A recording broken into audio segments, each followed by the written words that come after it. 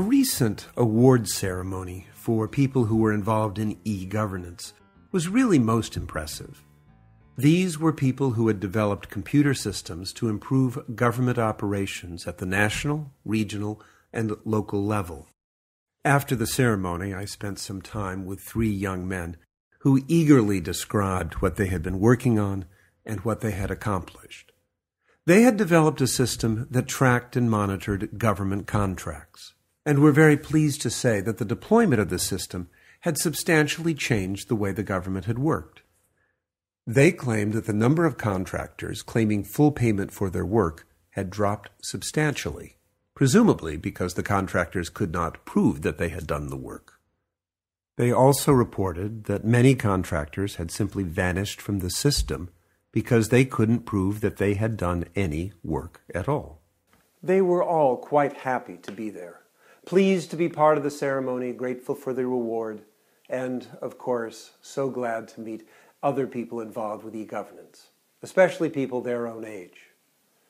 They were proud, one and all, that they had done something that had changed their country and improved the way their government worked. As I listened to them, just sort of soaking up all this energy, I began to wonder, what is our role in e-governance? What position do we play? Are we merely the system implementers? Or is it possible for us, with the skills we have, to move into a position that is somewhat more profound? We get a few ideas by looking at the writings of Herbert Simon, who was both a pioneering computer scientist and an important early figure in administrative theory. Simon argued that administrative decisions can be divided into 2 parts. The first part he called the factual part of the decision, and the second he identified as the ethical part.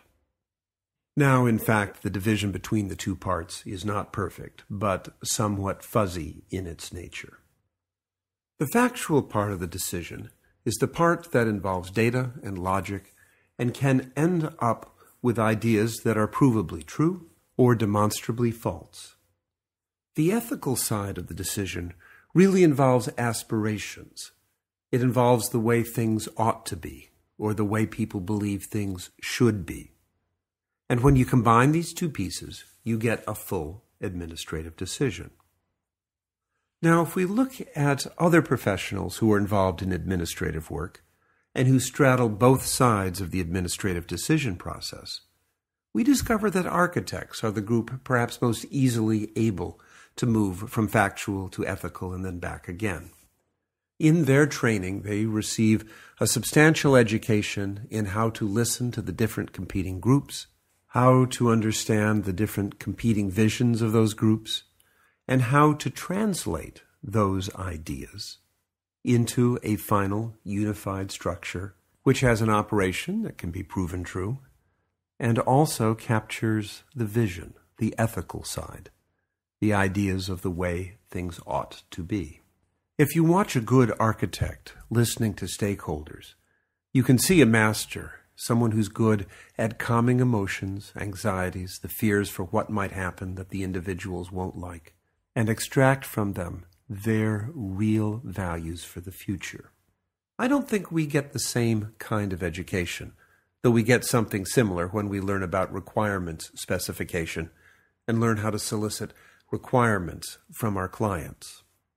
But these sessions often come when much of the vision has been determined, and our job is to try and take that vision and try and translate it into a software vision. For me, the question was, could we, computer scientists, computer engineers, software engineers, move beyond the factual issues and make a broader contribution to e-governance?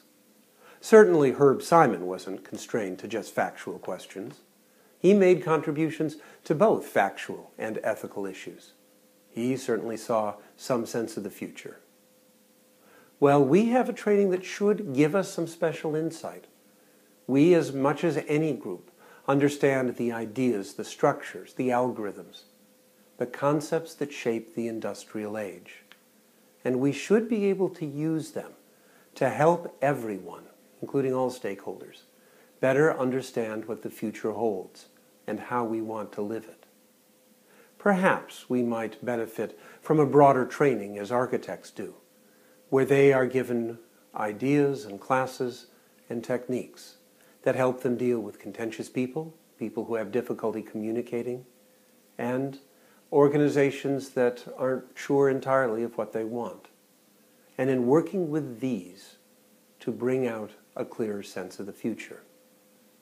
I think we are prepared to handle the ethical side, to solve the ethical dilemma.